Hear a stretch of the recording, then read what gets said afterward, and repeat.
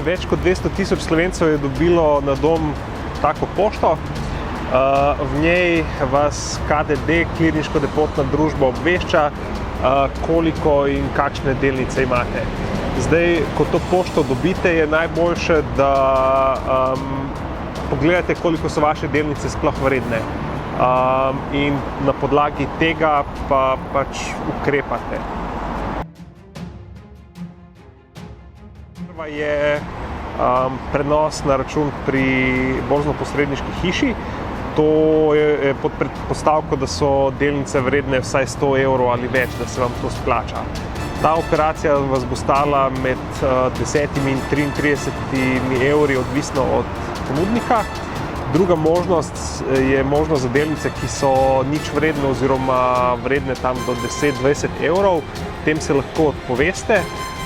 Postopek je enostaven, izpolnite formular, overite pri upravni enoti podpis, to vas bo stalo 3 evre in odložite na vložišču pri KDD-ju. Potem je pa še tretja možnost, to je pa možnost zamenjave. Recimo borzno-posredniška hiša Ilirika omogoča, da svoje delnice zamenjate za delnice sklada Modra zvezda.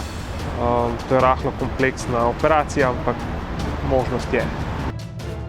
Zadnja možnost pa je, da pri Vseslovenskem združenju malih delničarjev uporabite njihovo storitev, kjer vam ponujajo preložitev delnic na fiduciarni račun pri odvetniški pisarni Zaman, vendar je ta storitev plačljiva.